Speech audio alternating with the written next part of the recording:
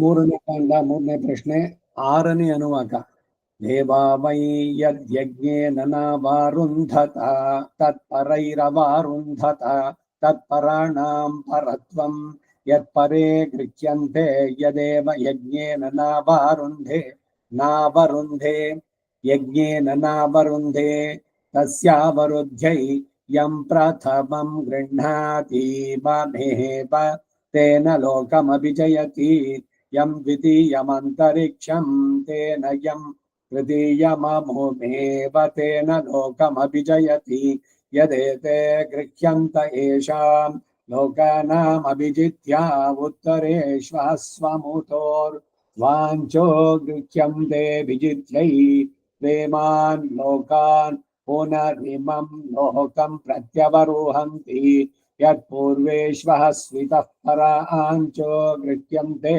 तस्मादितः पराञ्च इमे लोका यदुत्तरेष्वः स्वमुतोर्वाञ्चो गृह्यन्ते तस्मादमुतोर्वाञ्च इमे लोकास्तस्मादयातयाम्नो लोकान् मनुष्या उपजीवन्ति ब्रह्मवादिनो वदन्ति कस्मात् सत्यादभ्यवोषधयः सम्भवन्त्योषधयो मनुष्याणामन्नं प्रजापतिं प्रजा अनुप्रजायन्त इति परानन्विति ब्रूयाद्यद्गृह्णात्यभ्यस्तौषधीभ्यो गृह्णामीति तस्मादभ्यवोषधयः सम्भवन्ति यद्गृह्णात्योषधीभ्यस्त्वा प्रजाभ्यो गृह्णामीति तस्मादोषधयो मनुष्याणामन्नं यद्गृह्णाति प्रजाभ्यस्त्वा प्रजापतये गृह्णामीति तस्मात्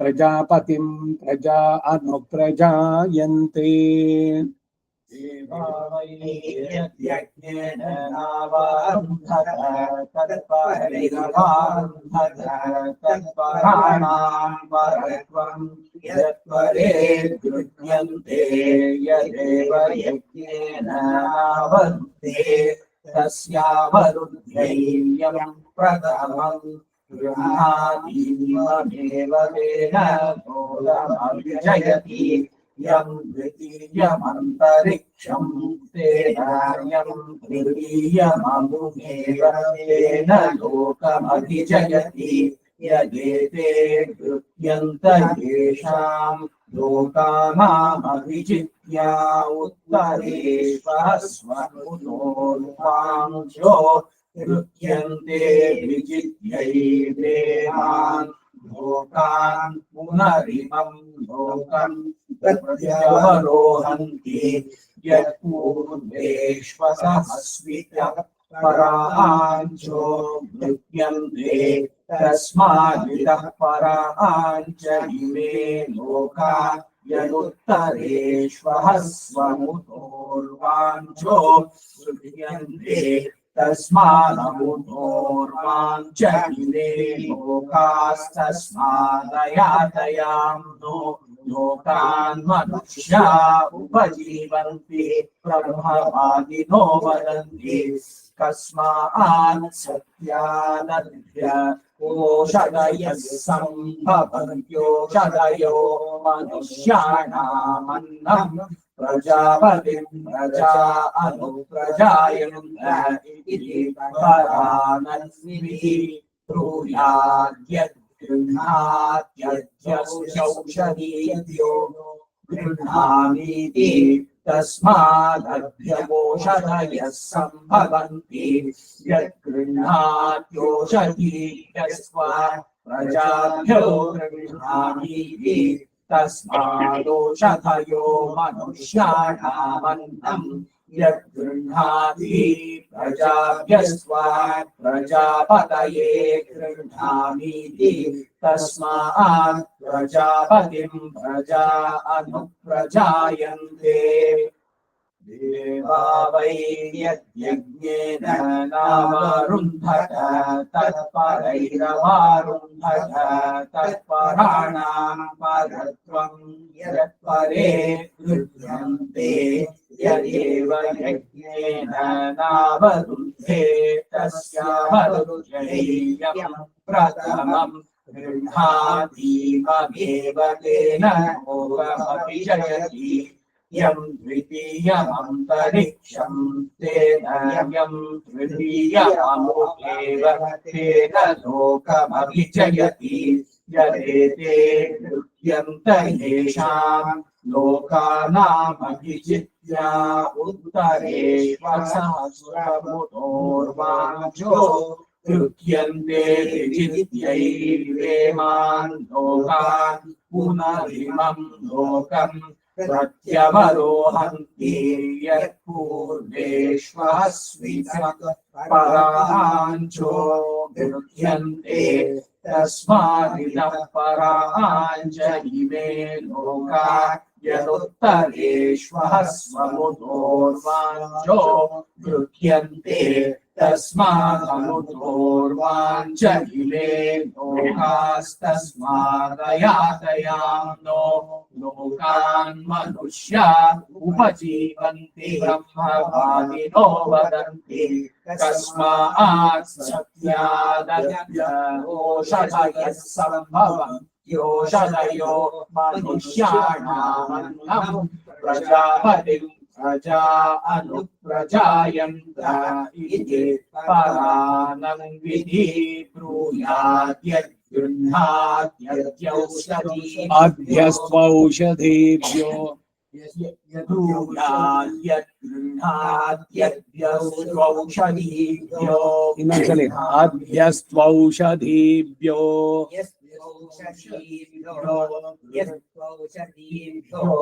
गृह्णामीति तस्मादध्यवोषधयः सम्भवन्ति यद्गृह्णाद्योषधीभ्यस्त्वा प्रजाभ्यो गृह्णामीति तस्मादोषधयो मनुष्याणामन्नम् यद्गृह्णाति प्रजाभ्यस्त्वा प्रजापतये गृह्णामीति तस्मात् प्रजापतिम् प्रजा अनुप्रजायन्ते अभिजित्यावोषधयोष्टा चत्वारिगं षच्च अभिजित्या ओषधयोष्टा चत्वारिगं षच्च अभिजित्या ओषधयोष्टा चत्वारिगं षच्च प्रजापतिर्देवासुरा न सृजता तदनु यज्ञो सृज्यत यज्ञं छन्दागंसि ते विश्वञ्चो व्यक्रामन्थोऽसुरा ननु यज्ञोपाक्रामत् यज्ञं छन्दागंसि ते देवा अमन्यन्तामीव इदमभूवन् यद्वयज्ञस्म इति ते प्रजापतिमुपाधावन्थोऽब्रवीत् प्रजापतिश्छन्दसा वीर्यमादाय ಯಾಕೆ ಹೀಗೆ ನಿಲ್ಸಿ ಹೇಳ್ತಾ ಇದ್ದೀನಿ? ಏನಾದ್ರು ಯಾರಿಗಾರು ಗೊತ್ತಾಗತ್ತಾ? ಮೊದ್ಲೇನೆ ಈ ಸಂಹಿತಾ ಪಾಠ ಆರಂಭ ಮಾಡ್ಬೇಕಾದ್ರೆ ಇದು ಮತ್ತೆ ರಿಮೈಂಡರ್ ಇವಾಗ ಅಷ್ಟೇ. ಸಂಹಿತೆ ಹೇಳ್ಬೇಕಾದ್ರೆ ಕಂಟಿನ್ಯೂಸ್ ಆಗಿ ಹೇಳ್ಬೇಕು. ಉಸಿರು ಯಾವಾಗ ತಗೋಬೇಕು ಅಂತಂದ್ರೆ ಇಲ್ಲ ಉದಾತ್ತದಲ್ಲಿ ಇಲ್ಲ ಅನುದಾತ್ತದಲ್ಲಿ ತಗೊಂಡಿದ್ ಗೊತ್ತೇ ಆಗ್ಬಾರ್ದು ಕೇಳೋರ್ಗೆ. I am not giving a full stop here. ಒಂದು ಪಾಸ್ ಅಷ್ಟೇನೆ. ಅದರಲ್ಲಿ ನೀವು ಉಸಿರು ತಗೋಬೇಕು. ಈ ಶಂಕರ ಮಹಾದೇವನ್ ಕಂಟಿನ್ಯೂಸ್ ಹೇಳ್ತಾನಲ್ಲ ಹಾಡು, ಆ ತರದಲ್ಲಿ ಈ ಸಂಹಿತೆ ಕಂಟಿನ್ಯೂಸ್ ಹೋಗ್ತಾ ಇರ್ಬೇಕು. ಸೊ ಎಲ್ಲಿ ಉಸಿರು ತಗೋಬೇಕು ಅಂದ್ರೆ ಆ ಬ್ರೇಕ್ ಆಗ್ಬೋದು. ನಿನ್ನೆ ತಾನೇ ಹೇಳ್ತಾ ಇದ್ದೆ ಛಂದಸ್ಸಿನ ಬಗ್ಗೆ. ಛಂದೋಬದ್ಧವಾಗಿರ್ಬೇಕು. ಎಲ್ಲೆಲ್ಲೋ ಬ್ರೇಕ್ ಮಾಡಿದ್ರೆ ಇದಾಗ್ಬಿಡುತ್ತೆ. ಅದಕ್ಕಾಗಿ ಎಲ್ಲಿ ತಗೋಬೇಕು ಉಸಿರು ತಗೊಳ್ಳೋದು ಅಂತಂದ್ರೆ, ಯಾಕೆ ಇವೆಲ್ಲ ಮೊನ್ನೆ ಯಾರೋ ಒಂದು ಪ್ರಶ್ನೆ ಕೇಳಿದ್ರು. ಈಗ ಉಸಿರನ್ನ ತಗೊಳ್ತೀರಿ, ಪೂರಕ ತಗೊಂಡ್ಬಿಟ್ಟು ಆಮೇಲೆ ಯಾವ್ದೋ ಒಂದು ಮಂತ್ರ ಉದ್ದಕ್ಕಿದೆ ದೊಡ್ಡದಾಗಿ, ಅದನ್ನ ಹೇಳ್ಬೇಕಾದ್ರೆ ಮಧ್ಯದಲ್ಲಿ ಉಸಿರು ಇದು ರೇಚಕದಲ್ಲಿ ಇದನ್ನ ಹೇಳ್ಬೇಕಾ, ಪೂರಕದಲ್ಲಿ ಉಸಿರು ತಗೊಂಡ್ಬಿಟ್ಟು ಆಮೇಲೆ ಅಂತ. ಈಗ ನಾವ್ ವೇದ ಹೇಳ್ಬೇಕಾದ್ರು ಅಷ್ಟೇ. ಈಗ ತೈತಿರಿ ಉಪನಿಷತ್ ಹೇಳಿ ಮತ್ತೊಂದು ಹೇಳಿ, ಮಧ್ಯದಲ್ಲಿ ಉಸಿರು ತಗೊಳ್ಳೋದಲ್ಲ ಆ ಸೆಂಟೆನ್ಸ್. ನಿಮ್ಗೆ ಗೊತ್ತಾಗುತ್ತೋ ಇಲ್ಲಿ ನೋಡ್ತಾ ಇದ್ದೀರಿ ಪುಸ್ತಕನ, ನೆಕ್ಸ್ಟ್ ಸೆಂಟೆನ್ಸ್ ದೊಡ್ಡದಾಗಿದೆ, 2 ಲೈನ್ 3 ಲೈನ್ ಇದೆ ಅಂತಂದ್ರೆ ಟೇಕ್ ಎ ಡೀಪ್ ಬ್ರೆತ್ ತಗೊಂಡು ಆಮೇಲೆ ಕಂಟಿನ್ಯೂಸ್ ಪೂರ್ಣ ಮಾಡಿ. ಈಗ ಇದ್ರದ್ದು ಉಸಿರಾಟದ ಮೇಲೆ ನೀವು ಇದನ್ನ ವೇದ ಕಲಿಯೋದ್ರಿಂದಾನು ಇದು ಸಾಧಿಸೋದಕ್ಕೆ ಸಾಧ್ಯವಾಗುತ್ತೆ. ಸಂಗೀತಗಾರರು ಇವರುಗಳೆಲ್ಲ ಬೇಕಾದ್ರೆ ಎಷ್ಟು ಬೇಕಾದ್ರೂ ಉದ್ದಕ್ಕೆ ಹೇಳ್ತಾರೆ, ಎಷ್ಟೊತ್ತು ಬ್ರೆತ್ ಕಂಟ್ರೋಲ್ ಮಾಡ್ತಾರೆ ಅಷ್ಟು ತನಕ ಬರುವಂತ. ವೇದ ಹೇಳೋದ್ರಿಂದಾನೇ ಇವೆಲ್ಲ ಬರೋದಕ್ಕೆ ಸಾಧ್ಯವಾಗುತ್ತೆ. ಅದಕ್ಕೆ ಇದೊಂಚೂರು ಇವತ್ತು ಮಾಡಿದ್ದು. ವೀರ್ಯ ಮಾತಾಯ ತದ್ವಃ ಪ್ರದಾಸ್ಯಾಮೀತಿ ಸಛಂದಸ ವೀರ್ಯಮಾದಾಯ ತದೇಭ್ಯಃ ಪ್ರಾಯಚ್ಛತ್ತದನು ಛಂದಾಗಸ್ಯ ಪಾಕ್ರಾಮನ್ ಛಂದಾಗಂಸಿ ಯಜ್ಞಸ್ತತೋ ದೇವ ಅಭವನ್ ಪರಾಸುರಾ ಯ ಏವಂ ಛಂದಸ ವೀರ್ಯಂ ವೇದಾಷ್ಟಾವಯಸ್ತಾಶ್ರೌಷಡ್ಯ ಚ ಯೇ ಯಜಾಮಹೇ ವಷಟ್ಕಾರೋ ಭವತ್ಯಾತ್ಮನಃ ಪರಾಸ್ಯ ಭ್ರಾತೃವ್ಯೋ ಭವತಿ ಬ್ರಹ್ಮವಾದಿನೋ ವದಂತಿ ಕಸ್ಮೈ ಕಮಧ್ವರ್ಯೋರಾಷ್ಟಾವಯತೀತಿ ಛಂದಸಾಂ ವೀರ್ಯಾಯೇತಿ ಬ್ರೂಯಾದೇತದ್ವೈ ಛಂದಸಾಂ ವೀರ್ಯಮಾಷ್ಟಾವಯಾಸ್ತು ಶ್ರೌಷಡ್ಯ ಯೇ ಯಜಾಮಹೇ ವಷಟ್ಕಾರೋ ಯ ಏವಂ ವೇದ. ಅನುದಾತ್ತಗಳು ಸ್ಪಷ್ಟವಾಗಿ ಕೇಳಿದ ಯ ಏವಂ ವೇದ ಅಂತ ಅನ್ಬಾರ್ದು.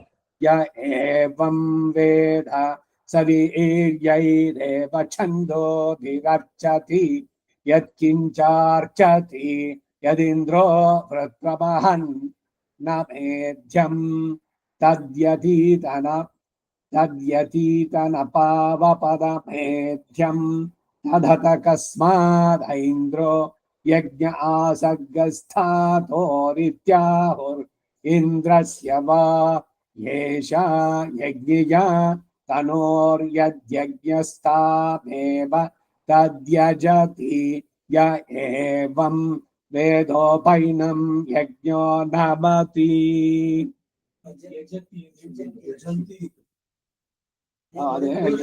என்ன இருக்குது தெரியுமா?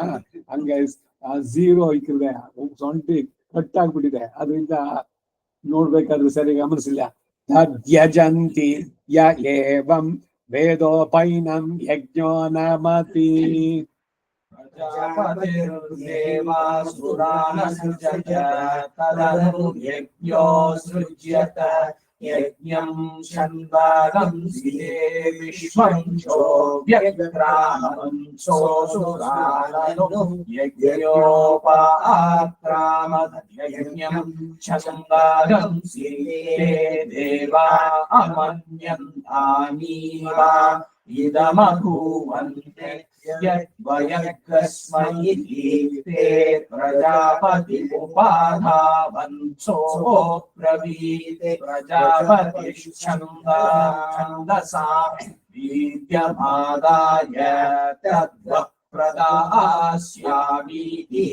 स छन्दसा वीर्यमादाय तदेभ्यः प्रायच्छित्तदनुच्छन्दागस्य पाक्रामन् छन्दागंसि यज्ञस्ततो देवा अभवन् परासुराय एवं छन्दसा वीर्यं वेदाश्रावयास्तु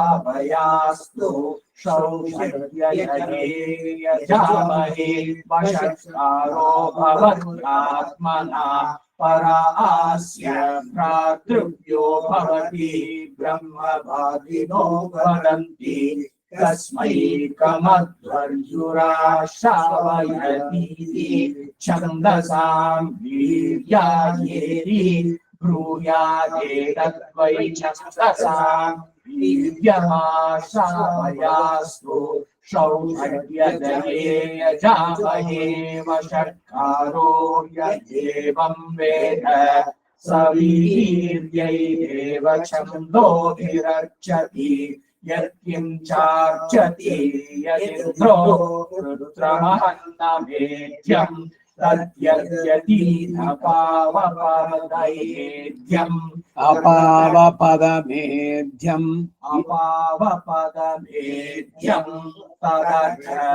तस्मादैन्द्रो यज्ञ आसस्रस्थानोरित्याहुरिन्द्रस्य वा येषा यज्ञिया तनोर्यज्ञस्तावेव तद्यजन्ति य एवं वेदोपैनं यज्ञो नमति. ವೇದವನ್ನು ಹೇಳಬೇಕಾದ್ರೆ ಸ್ವರಗಳು ಬಹಳ ಮುಖ್ಯ ಅಂತ ಹೇಳ್ತಲ್ಲ, ಅದ್ರ ಜೊತೆಗೆ ಛಂದಸ್ಸು ಬಹಳ ಮುಖ್ಯ. ಛಂದಸ್ಸಿನಿಂದ ನಡೆಸಿದ್ರೆ ಏನಾಗುತ್ತೆ ಅಂದ್ರೆ ಇವರು ಅಸುರರ ಮೇಲೆ ಜಯವನ್ನು ಸಾಧಿಸಿದ್ರು ಅಂತ ಬರ್ತಾ ಇದೆ. ಛಂದೋಬದ್ಧವಾಗಿ ಹೇಳಿದಾಗ ಅದು ವೀರ್ಯವತ್ತರಂ ಭವತಿ. ಈಗ ಛಂದಸ ಅಚ್ಛ ಮಹಾಪ್ರಾಣ ಉಚ್ಚಾರಣ ಸರಿಯಾಗಿ ಬರಬೇಕು. ಇವೆಲ್ಲ ಬಹಳ ಬಹಳ ಮುಖ್ಯ. ಎಲ್ಲ ಯಾಕೆಂದ್ರೆ it is playing with the sounds, ಶಬ್ದದಲ್ಲಿ ಬರುವಂತಹದ್ದು. ಅದರ ಎಫೆಕ್ಟ್ಗಳು ಬರಬೇಕಾದ್ರೆ ಹಾಗೆ ಬರಬೇಕು. ಅಲ್ಪ ಪ್ರಾಣ ಮಹಾಪ್ರಾಣಗಳು, ಹ್ರಸ್ವ ದೀರ್ಘಗಳು, ಇವುಗಳನ್ನೆಲ್ಲ ಗಮನಿಸಬೇಕು. ಆಚಾರ್ಯ ವಿಷಯ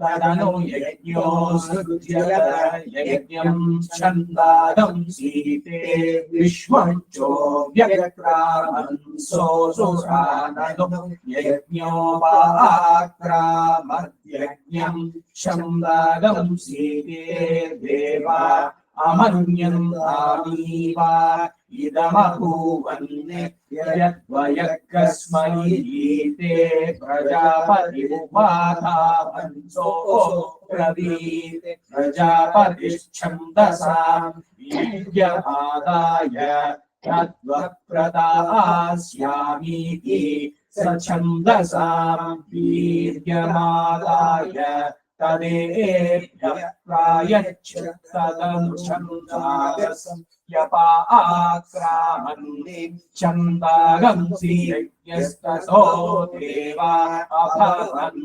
ಪರಾಸುರಾಯ ಏವಂ ಛಂದಸಾಂ ವೀರ್ಯಂ ವೇದಾಶ್ರಾವಯಾಸ್ತು ಜಯೇ ಯಜಾಮಹೇ ವಷಟ್ಕಾರೋ ಭವತ್ಯಾತ್ಮನಃ ಪರಾಸ್ಯ ಭ್ರಾತೃವ್ಯೋ ಭವತಿ ಬ್ರಹ್ಮವಾದಿನೋ ವದಂತಿ ತಸ್ಮೈ ಕಲತ್ಪರ್ಯುರಾಶಾವಯತೀತಿ ಛಂದಸಾಂ ವೀರ್ಯಾಯೇತಿ ಬ್ರೂಯಾದೇತದ್ವೈ ಛಂದಸಾಂ ವೀರ್ಯಮಾಶ್ರಾವಯಾಸ್ತು ಶೌಷಟ್ಯಜಯೇ ಯಜಾಮಹೇ ವಷಟ್ಕಾರೋ ಯದೇವಂ ವೇದ ಸ ವೀರ್ಯೈರೇವ ಛಂದೋ ವಿರಚ್ಯತಿ ಯದ್ಕಿಂ ಚಾರ್ಚತಿ ಯದಿन्द्ರೋ ವೃತ್ರಮಹನ್ನಮೇತ್ಯಂ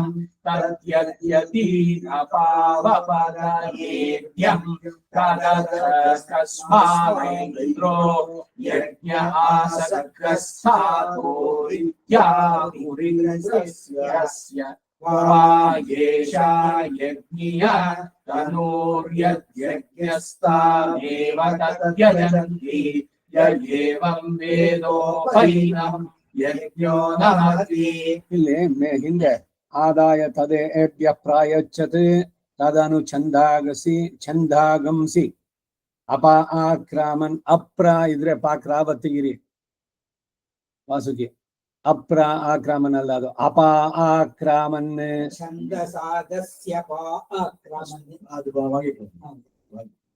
ಅಪ್ರ ಹಿಂಗೆ ನೆಕ್ಸ್ಟ್ ತದ್ ಯಜಂತಿ. ಯಜತಿ ಅಲ್ಲ, ಅದು ಯಜಂತಿ ಲಾಸ್ಟ್ ಲೈನ್ ನಲ್ಲಿ. ಮುಂದಕ್ಕೆ ಅಡಿಗುರುವಿನಲ್ಲಿ ಸಕಾರ ಸೇರಿಸ್ಕೊಳ್ಳಿ. ಸ ಛಂದಸಾಂ ವೀರ್ಯಂ ವಾ ಏವ ತದಷ್ಟೌ ಚ. ಸ ಛಂದಸಾಂ ವೀರ್ಯಂ ವಾ ಏವ ತದಷ್ಟೌ ಚ. ಸ ಛಂದಸಾಂ ವೀರ್ಯಂ ವಾ ಏವ ತದಷ್ಟೌ ಚ.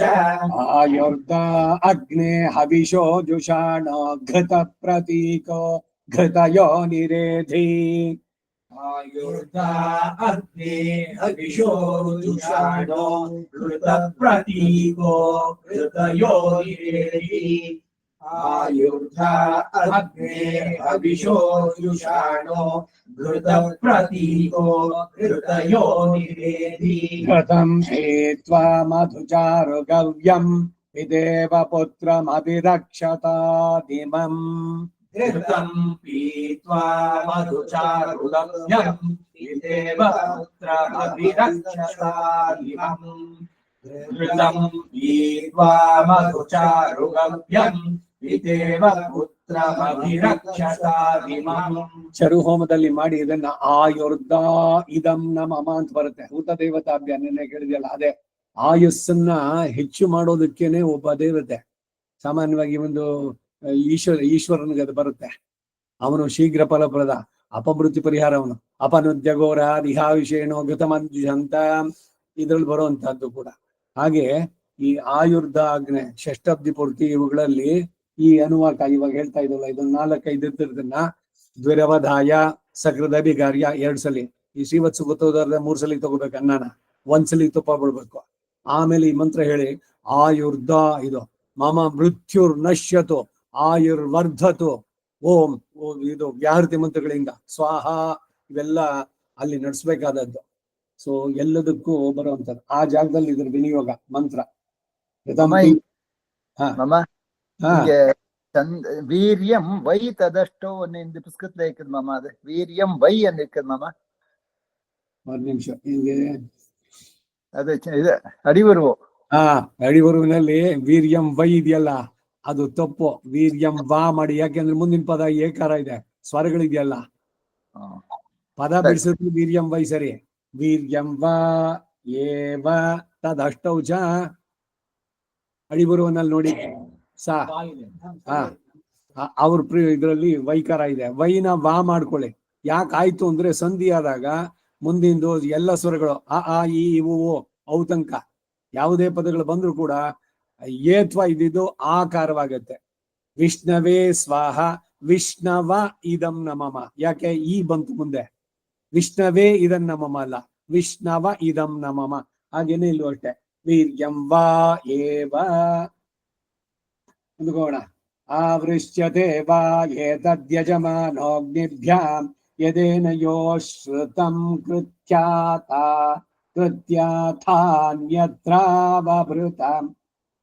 ಅನ್ಯತ್ರ ಅವಭೃತಂ ಯೇ ವೈತ್ ಆಯುರ್ಧ ಅಗ್ನೆ ಹವಿಷೋ ಜೋಣ ಪದ ಬಿಡಿಸಿದಾಗಲಿ ಮೇಲೆ ಬರ್ತಲ್ಲ ಅದೇನೆ. ಸೊ ಇಲ್ಲಿ ಮತ್ತೆ ಇಲ್ಲಿಂದ ಹೇಳೋಣ, ಯದೇನ ಯೋ ಶ್ರುತಂ ಕೃತ್ಯಾಥಾನ್ಯತ್ರಾವಭೃತಮವೈತ್ಯಾಯುರ್ಧ ಅಗ್ನೆ ಹವಿಷೋ ಜುಷಾಣ ಇತ್ಯವಭೃತ ಮೇ ವೈಶ್ಯಂಜುಹುಯಾ ಆಹುತ್ಯೈ ವೈನೌ ಶಮಯತಿ ನಾರ್ತಿಮಾರ್ಛತಿ ಯಜಮಾನೋ ಯತ್ಕುಸೀದಮಪ್ರತೀರ್ಥಂ ಮಹ್ಯೇನ ಯಮಸ್ಯ ಬಲಿನಾ ಚರಾಮಿ. ಹಿಂಗೆ ಯಜಮಾನೋಗ್ನಿಭ್ಯಾಂ ಯದೇನ ಯೋ ಶ್ರುತಂ ಕೃತ್ಯಾಥಾನ್ಯತ್ರಾವಭೃತಮವೈತ್ಯಾಯುರ್ಧ ಅಗ್ನೇ ಹವಿಷೋ ಜುಷಾಣ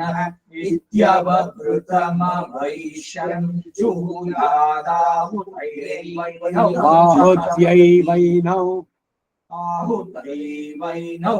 ಯಾವ ತಿಂಗಳಲ್ಲಿ ಆಹುತ್ಯೈ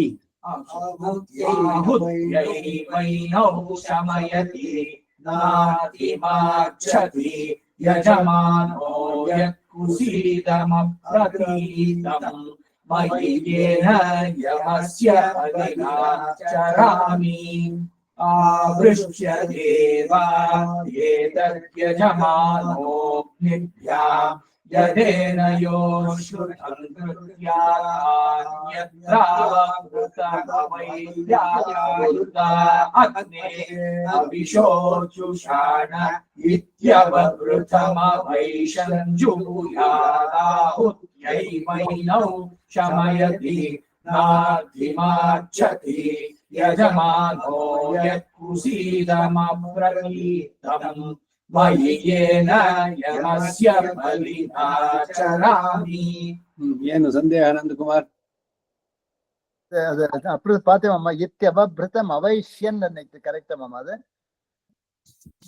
ಎಂದರ್ಲೆ ಅದೇ ಇದು ಆವೃಶ್ಯತೆ ಸೆಕೆಂಡ್ ಲೈನ್ಲೆ ಇತ್ಯವಭೃತಂ ಅವೈಶ್ಯನ್. ಇತ್ಯವಭೃತಂ ಅವೈಶ್ಯನ್ ಕರೆಕ್ಟ್. ಅವೈಶ್ಯನ್ ಜುಹುಯಾತ್. ಸರಿ, ಓಕೆ ಮಾಮ. ಹತ್ನೆ ಅವೈಶ್ಯನ್ ಜುಹುಯಾತ್. ಸರಿ ಮಾಮ. ವೈನೌ ಶಮಯತಿ. ನೆಕ್ಸ್ಟ್ ಮುಂದಕ್ಕೋಣ. ಸನ್ನಿರವದಯೇ ತದೇ ತತ್ತದಗ್ನೇ ಅನೃಣೋ ಭವಾಮಿ. ಸನ್ನಿರವದಯೇ ತದೇ ತತ್ತದಗ್ನೇ ಅನೃಣೋ ಭವಾಮಿ. इहैव सन्धिरवदये तदेतत्तदग्ने अनुनो भवामि. ಒತ್ತಕ್ಷರಗಳು ಬಹಳ ಮುಖ್ಯ ಉದ್ದೇಶದ ತದೇ ತತ್ ತದಗ್ನೆ ಅನುಣೋ ಭವಾಮಿ ಪದ ಬಿಡಿಸಿದ್ರೆ ಸೇರಿದಾಗ ತದೇ ತತ್ತದಗ್ನೆ ಅನುಣೋ ಭವಾಮಿ ವಿಶ್ವಲೋಪ ವಿಶ್ವದಾವಸ್ಯ ತ್ವಾಸನ್ ಜುಹೋಂ ಯಗ್ಧಾ ದೇಕೋ ಹುತಾ ದೇಕ ಸಮಸನಾದೇಕಃ विश्वलोका विश्वदावस्य त्वासञ्जुहोम्यग्धादेको हुतादेकः समसनादेकः. विश्वलोक विश्वदावस्य त्वासञ्जुहोम्यग्धादेको हुतादेकः समसनादेकः. तेन कृण्वन्तु भेषजगं सतः सहोवरेण्यम् तेन कृण्वन्तु भेषजगं सदः सहोवरेण्यम्. तेन कृण्वन्तु भेषजगं सदः सहोवरेण्यम्.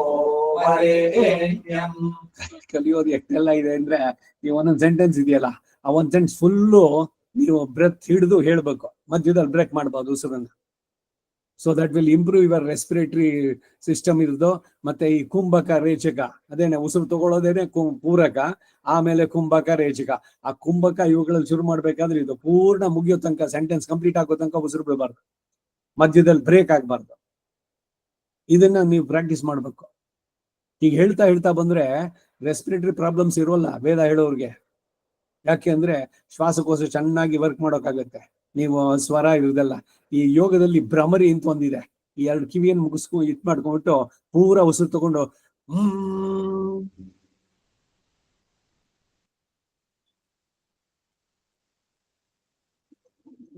ಪೂರ ಬಿಡ್ಬೇಕು. ಗಂಟ್ಲಿಗೆ ಒಳ್ಳೆ ಇದು ಕೊಡುತ್ತೆ. இப்போ ವಿಶ್ಲೇಷ್ ಮುಖಟ್ಟಾರ್ದೋ ಇಲ್ಲ ಸರಿಯಾಗಿ ಬರ್ತಾ ಇಲ್ಲ ಸ್ವರಗಳು, ಇವಕ್ಕೆಲ್ಲ ಈ ಭ್ರಮರಿ ಇದೆಯಲ್ಲ, ದಿಟ್ ಹೆಲ್ಪ್ಸ್ ವೆರಿ ಮಚ್.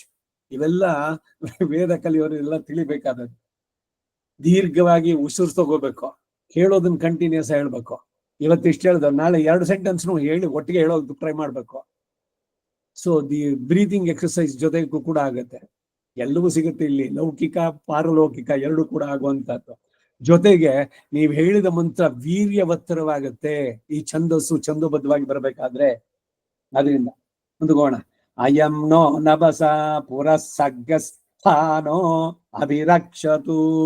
अयं नो नभसा पुरस्सर्गस्फानो अभिरक्षतु.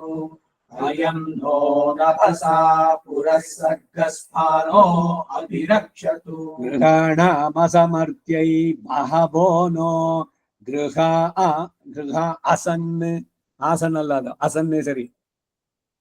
गृहाणामसमर्थ्यै बहवो नो गृह असन्ने.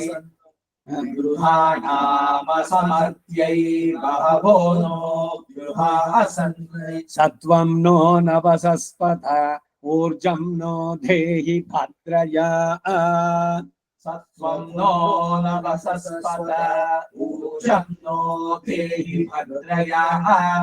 सत्वं नो नभसस्पत ऊर्जं नो धेहि भद्रया.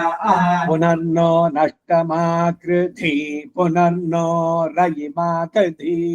पुनर्नो नष्टमाकृति पुनर्नो रयिमाकृति. पुनर्नो नष्टमाकृति पुनर्नो रयिमाकृति. देवसर्गस्फानसहस्रपोषस्येशिषे सनोरास्वाज्यामिगं राजस्पोषगं सुवीर्यगं संवत्सरीणागस्वस्तिम्.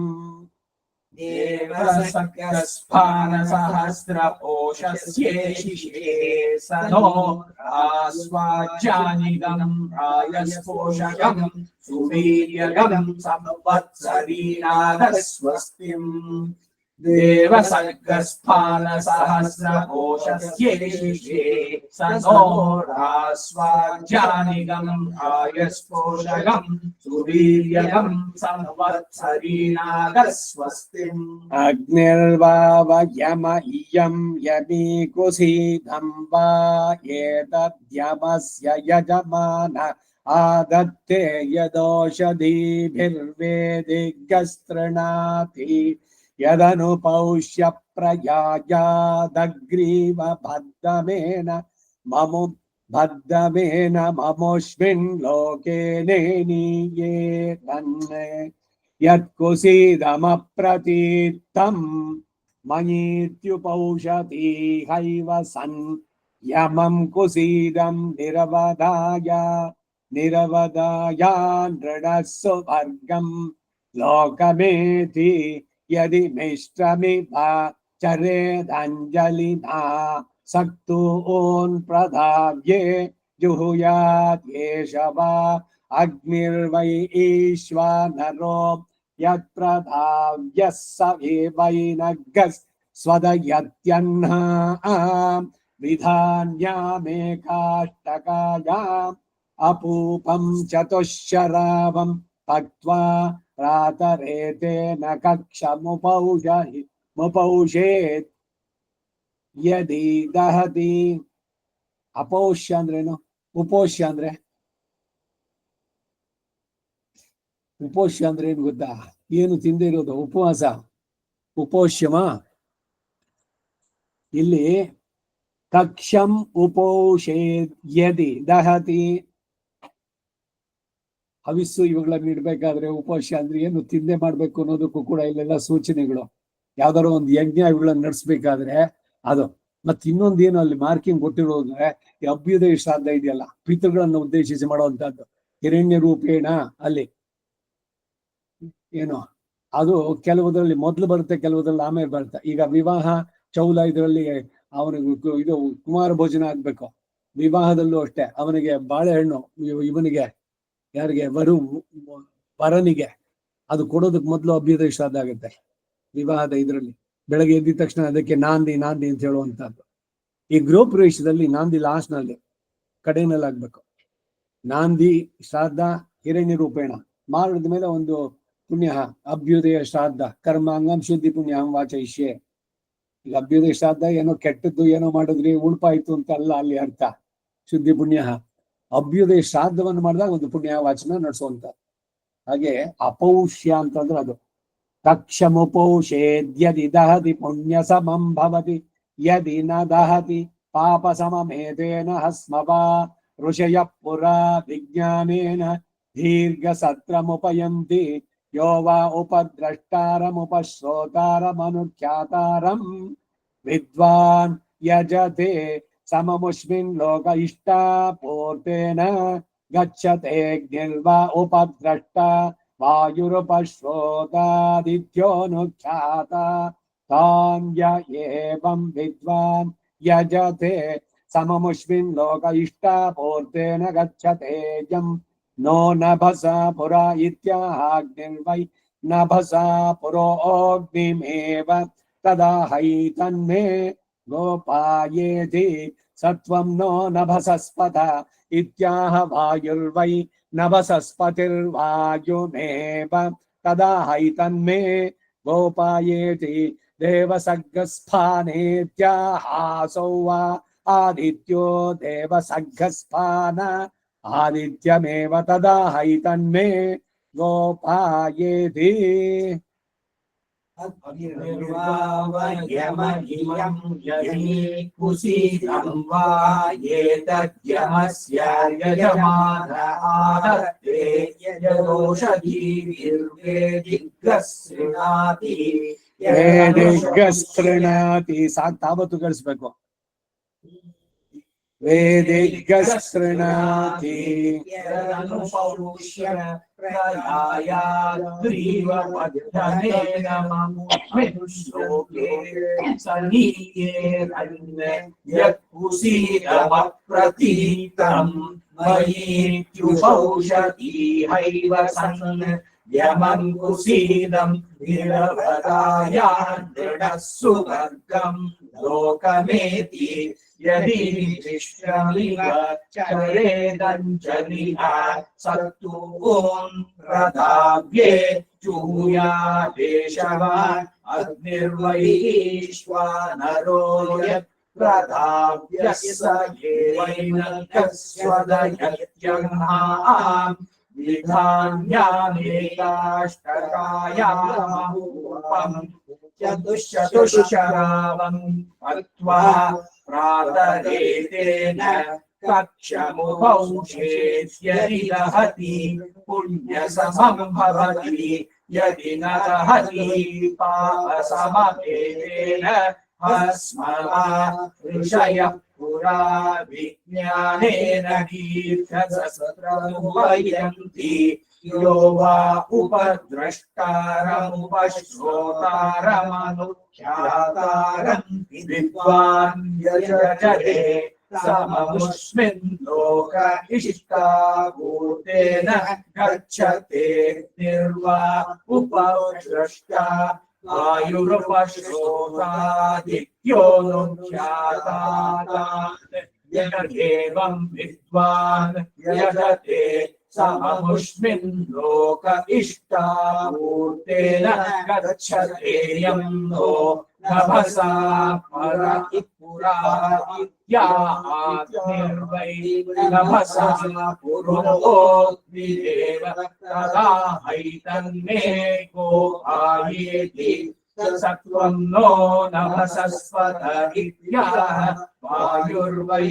नभसस्पतिर्वायुर्देव तदा हैतन्मे गोपायेति देवसर्गस्थानेत्यासौ वा आदित्यो देवसर्गस्थान आदित्यमेव तदा हैतन्मे गोपायेति. ಸರಿ ಆಯ್ತಾ? ಈ ಉಪೋಷ್ಯ ಅನ್ನೋದು ಎಷ್ಟು ಮುಖ್ಯವಾಗುತ್ತೆ ಗೊತ್ತಾ? ಎಲ್ಲದ್ರಲ್ಲೂ ಕೂಡ. ಅದಕ್ಕೆ ಶ್ರಾದ್ದದಲ್ಲೂ ಅಷ್ಟೇ. ಶ್ರಾದ್ದದ ದಿವಸ ಯಾವ್ದಾದ್ರು ಮಾತ್ರೆಗಳು ಅದು ಇದು ತಗೊಳ್ಳೋದಾದ್ರೆ ಅವ್ರು ತಗೋಬೇಡಿ. ಯಾಕೆಂದ್ರೆ ಅದು ಮುಗಿಯೋ ತನಕ ಅದು ಉಪೋಷ್ಯದಲ್ಲೇ ಮಾಡ್ಬೇಕು ಅಂತಿರುವಂತಹದ್ದು. ಈಗ ಏನಾಗುತ್ತೆ ಗೊತ್ತಾ? ಈ ಫಂಕ್ಷನ್ಗಳು ಇವೆಲ್ಲ ನಡೆಯುವಂತಹದ್ದು ಏನೋ ನಡೆಸಿದ್ದಾರೆ ಎಲ್ಲ. ಅವ್ರು ಏನೋ ತಿಂಡಿ ಸ್ಪೆಷಲ್ ಹೇಳಿದ್ದಾರೆ, ಸೆಟ್ ದೋಸೆನೋ ಅದ್ರ ಜೊತೆಗೆ ದಮ್ ರೋಟೋ ಮತ್ತೊಂದು ಎಲ್ಲ. ಅಯ್ಯೋ ಇವನಿಗೆ ತಿನ್ನೋಕಾಗ್ಲಿಲ್ವಲ್ಲ ಅಂತ. ಮಾಮ ತಿಂಡಿ ಸಾಟು ಟಪ್ರು ಪಡ್ಲಾಮ, ಅವತ್ತೊಂದ್ ದಿವಸ ನೀವು ತಿಂದಿದ್ದು ಪರವಾಗಿಲ್ಲ, ಇಲ್ದಿದ್ರೆ ತೆಗೆದಿಟ್ಕೊಳ್ಳಿ ದಮ್ ರೋಟ್ ಆಮೇಲೆ ತಿನ್ನಿ ಸಾಯಂಕಾಲಕ್ಕೆ. ಅಲ್ಲಿ ಬರೀ ಹೊಟ್ಟೆನಲ್ಲಿ ಮಾಡ್ಬೇಕು ಅಂದ್ರೆ ಅದು ಅಯ್ಯೋ ಅವ ಸಾಡ್ಲಮ್ಮ ಅಪ್ರು ಸಾಡ್ಲಮ್ಮ ಇವಾಗ ಸಾಡ್ಲ. ಎಷ್ಟು 2-3 ಸಲ ಕೇಳೋದು. ನನ್ನ ಜೊತೆ ಕರ್ಕೊಂಡು ಹೋದವ್ರನ್ನ ಒಂದ್ಸಲ ತಿಂಡಿ ಕೊಡ್ಸೋದೇ ಇಲ್ಲ. ಯಾಕೆಂದ್ರೆ ಉದ್ದಕ್ಕೂ ಪೂರ ಆಗಿ ಎಲ್ಲೇ ಇದ್ರದ್ದು ಕಡೆಗೆ ಸಂಭಾವನೆ ಅದೆಲ್ಲ ಅಂದ್ರೆ ಅವ್ರ ತಿಂಡಿನೇ ಕೊಡಿಸ್ಲಿಲ್ಲ ಅಲ್ವೇ, ಇದ್ರಗಳಿಗೆ ಮಧ್ಯದಲ್ಲಿ ಬ್ರೇಕೇ ಕೊಡ್ಲಿಲ್ಲ ಅಂತ. ಇದು ಬಹಳ ಶ್ರೇಷ್ಠವಾದದ್ದು ಆಕ್ಚುಲ್ ಆಗಿ. ಒಂದು ಯಜ್ಞ ನಡಿಬೇಕಾದ್ರೆ ಇದು. ಈಗ ವಿರಂಬನಾಗಿ ಕೂತ್ಕೊಳ್ಳೋದಾಗ್ಲಿ, ಬೇರೆ ಋತ್ವಿಕಗಳು ಇಲ್ಲ. ಇದೇನು ಅಂತಂದ್ರೆ ಬಂದಿರ್ತಾರೆ ಪಾಪ, ಆಹಾರ ಇಲ್ದಿದ್ರೆ ಹೇಗೆ ಅಂತಂದ್ಬಿಟ್ಟು ಅಂತ ಮಾಡುವಂತದ್ದು. ಇದ್ರಲ್ಲಿ ಯಾರಿಗ್ ಶಕ್ತಿ ಇದೆಯೋ ಅಂತವರು ಉಪೋಷ್ಯದಲ್ಲೇ ದೇವ ಯಜನಗಳನ್ನ ನಡೆಸುವಂತದ್ದು ಬಹಳ ಶ್ರೇಷ್ಠ. ಮುಗಿಸಿ ಆದ್ಮೇಲೆ ಆಮೇಲೆ ಸ್ವೀಕಾರ ಮಾಡೋದು. ತಿಂಡಿ ಇಲ್ಲ ಅವತ್ತು ಬೇಡ, ಊಟಕ್ಕೆ ಡೈರೆಕ್ಟ್ ಆಗಿ ಹೋಗಿ. ಇಲ್ಲ ಸ್ವೀಟೋ ಮತ್ತೊಂದು ತಿನ್ಬೇಕು ಅಂತ ಬೈಕ್ ಇದ್ರೆ ಊಟದ ಜೊತೆನಲ್ಲೇ ಹಾಕ್ಸ್ಕೋಬಹುದು. ಆದ್ರೆ ಶರೀರನ ಹಿಂಸೆ ಮಾಡ್ಕೊಂಡು ನಿಮ್ಗೆ ತಲೆ ಸುತ್ತ ಬರ್ತಾ ಇದೆ, ನಿಮ್ಗೆ ಬ್ಲಡ್ ಶುಗರ್ ಜಾಸ್ತಿ ಆಯ್ತು, ಈ ತರ ಮಾಡ್ಕೊಂಡು ಮಾಡಿ ಅಂತ ಹೇಳಲ್ಲ. ಶರೀರವನ್ನ ಏನೋ ಇದ್ ಮಾಡ್ಕೊಂಡು ನೋವು ಮಾಡ್ಕೊಂಡು ಯಾವ್ದನ್ನು ಮಾಡ್ಬೇಕು ಅಂತ ಸ್ಮೃತಿಕಾರ ಹೇಳಲ್ಲ. ನಿಮ್ಗೆ ಏನೋ ಶಕ್ತಿ ಇಲ್ಲ ಅಥವಾ ಡಯಾಬಿಟಿಸ್ ಸಿವಿಯರ್ ಅಥವಾ ಬ್ಲಡ್ ಶುಗರ್ ಅಂತವ್ರಿಗೆ ಲೈಟ್ ಆಗಿ ಏನಾದ್ರು ಇದ್ ಮಾಡ್ಕೊಳ್ಳಿ ಅಂತ. ಆದ್ರೆ ಶ್ರಾದ್ದದಲ್ಲಿ ಮಾತ್ರ ಬಹಳ ವಿಶೇಷವಾಗಿ ಹೇಳೋದು, ಮಾತ್ರೆಗಳನ್ನು ತಗೊಳ್ಬಾರ್ದು ಅಂತಾರೆ ಅವತ್ತು. ಅದಕ್ಕಾಗೇನೆ ಈ ವಾದ್ಯರು ಬರುವಂತವ್ರು ನಾನು ತುಂಬಾ ಶ್ರದ್ಧೆಯಿಂದ ಮಾಡಿಸ್ತೀನಿ ಅಂತ 3-4 ಗಂಟೆ ತನಕ ಎಳಿಬಾರ್ದು. ಶ್ರಾದ್ದಂ ನವಿಸ್ತರೇತ್ ಅಂತ ಒಂದು ಸೂತ್ರ. ಅದ್ರಲ್ಲಿ ಇರುವಂತದ್ದನ್ನ ಬೇಗ ಬೇಗ ಹೇಳಿ ಕರೆಕ್ಟ್ ಆಗಿ ಮುಗಿಸ್ಬೇಕು. 12 ಗಂಟೆ ಹೊತ್ತಿಗೆ ಅವ್ರು ಕೂತ್ ಬಿಡ್ಬೇಕು. ಅವರು ಊಟಕ್ಕೆ ನಿಧಾನಕ್ಕೆ ಊಟ ಮಾಡ್ಲಿ ಬ್ರಾಹ್ಮಣರು. 1 ಗಂಟೆ ಅವ್ರನ್ನ ಉದ್ವಾಸನೆ. ಯಾರು ಹೆಚ್ಚು 1 ಗಂಟೆ ಕಾಲ ಊಟ ಮಾಡೋಲ್ಲ. ಈ ಮಂತ್ರಗಳು ಅದು ಇದ್ರದೆಲ್ಲ ಕೈಕರ್ಣಗಳೆಲ್ಲ ಮುಗಿಸಿದ್ಮೇಲೆ ಆಮೇಲೆ ಅವ್ರನ್ನ ಉದ್ವಾಸನೆ ಮಾಡಿ ಅವ್ರಗಳಿಗೆ ನಮಸ್ಕಾರ ಮಾಡಿ ಆಮೇಲೆ ನೀವುಗಳೆಲ್ಲ ಯಜಮಾನ್ರ ಜೊತೆ ಕೂತ್ಕೊಳ್ಳೋದಕ್ಕೆ. ಸೊ ಮನೆಗೆ ಊಟ ಮಾಡೋದು ಬೈ 2 o'clock ಆಗ್ಬೇಕು. ಅಂದ್ರೆ ಅಷ್ಟೊಳಗೆ ಮುಗಿಸ್ಬಿಡ್ಬೇಕು. One should finish off. ಈ ಸಂದರ್ಭದಲ್ಲಿ ಆ ಜಗದೀಶ ಏನೋ ಒಂದು ಲಿಸ್ಟ್ ಮಾಡಿದ್ಯಲ್ಲ, ನೆನ್ನೆ ಕೇಳಿದ್ರು. ನಾನ್ ಪೌರೋಹಿತಿ ಎಲ್ಲ ಮಾಡ್ಸಕ್ ಹೋಗಲ್ಲ. ಯಾರು ಕಲಿಬೇಕು ಅಂತಿದ್ರೆ ಬೇಕಾದ್ರೆ ನಾನು ಮಾಡ್ತೀನಿ, ಎಲ್ಲ ಜನಗಳನ್ನ ಸೇರಿಸಿ, ಅವ್ರು ಸ್ಮಾರಕರಾಗ್ಲಿ ಇವ್ರುಗಳಾಗ್ಲಿ ಎಲ್ಲರೂ ಸೇರಿದ್ರೆ ಒಂದ್ ಕಡ ಇಲ್ಲಿಗೆ ಬರೋದಾದ್ರೂ ಸರಿ ಹೇಳ್ಕೊಡ್ಬೋದು. ಪೌರೋಹಿತ್ಯದ್ದು ಇದ್ರದಕ್ಕೆ ಉದ್ದೇಶ ಏನೋ ಚೆನ್ನಾಗಿದೆ, ಬೇರೆಯವ್ರಿಗೂ ಯಾರು ಇದ್ ಮಾಡ್ಲಿ ಅಂತ ಗುರುಗಳು ಹೇಳ್ತಾನೆ ಇದು, ಎಲ್ರು ಕಲ್ತ್ಕೊಳ್ಳಿ ಅಂತ. ನಿಮ್ ಮನೆದಕ್ಕೂ ಆಗತ್ತೆ, ಯಾರಿಗೋ ಪಾಪ ಅರ್ಜೆಂಟ್ ಏನೋ ಇರುತ್ತೆ, ಅವ್ರಿಗೆ ಹೋಗ್ಬಿಟ್ಟು ಮಾಡಿಸೋಂಥದ್ದು. ನೀವು need not be A profession, ನೀವು ಸಾಫ್ಟ್ವೇರು ಮತ್ತೊಂದು ಇದ್ರಲ್ಲಿ ಇದನ್ನ ಕಲಿಬಾರ್ದು ಅಂತಿಲ್ಲ, ಅಥವಾ ಇದು ಏನು ಕೆಲಸ ಇಲ್ದಿದ್ರೆ ಅದಕ್ಕೆ ಮಾತ್ರ ಪೌರೋಹಿತ್ಯ ಅನ್ನೋದಾಗಬಾರ್ದು. ಸೊ ಆ ದೃಷ್ಟಿಯಿಂದ ಕಲಿಯೋದು ಒಳ್ಳೇದು. When occasion rise to the occasion ಅಂತ ಹೇಳ್ದಂತೆ, ಅವಾಗ ಅವಕಾಶ ಇದೆ ಬೇಕು ಅಂತಂದ್ರೆ you must be in a position to do it as a service to the society. ಭಗವಂತ ಪ್ರೀತನಾಗ್ತಾನೆ, ಸಿಗೋದಿಲ್ಲ. ಈ ಮಧ್ಯೆ ಇನ್ನೊಂದು ಬಂದಿರ್ಬೇಕಲ್ಲ, ಯಾವ್ದೋ ಏನೋ ಹಾಕಿದ್ದು ಎಲ್ಲೋ ನೋಡಿದೆ ನಾನು, ಈ ವಾದ್ಯಾರಂತ ಮಡ್ರಾಸ್ನಲ್ಲೊಬ್ರು ಶುರು ಮಾಡಿದ್ದಾರೆ. ನಿಮ್ಗೆ ಸಾಧ್ಯದ್ದೋ ಇಲ್ಲ ತರ್ಪಣಕ್ ಬೇಕು ಅಂತಂದ್ರೆ ಅವ್ರಿಗೆ ಹೆಸರು ಗೋತ್ರ ಇದೆಲ್ಲ ಕೊಟ್ಬಿಟ್ರೆ ಅವರು ನಿಮ್ ಜೊತೆಗೆ ಹೇಳ್ತಾರಂತೆ. ಅದು ಏನೇನೋ ಬರ್ತಾ ಇದೆ, ಯಾರು ಉಳಿಸ್ಕೊಳಕ್ ಬಂದಷ್ಟು ಒಳ್ಳೇದು. ಆನ್ಲೈನ್ ಅಲ್ಲೇನೆ ಇಟ್ಕೊಂಡು ಇದು ಮಾಡೋದಾದ್ರೂ ಆಗ್ಬೋದು. ಈ ವಾದ್ಯಾರ ಅಂತ ಯಾರು ಹಾಕಿದ್ರು, ಅದು ತಗೋಣ ನೋಡಕ್ಕೆ ಆಯ್ತಾ. ಮೊಬೈಲ್ ಕ್ರಿಮಿಟೋರಿಯಮು ಬಂದಿದೆ.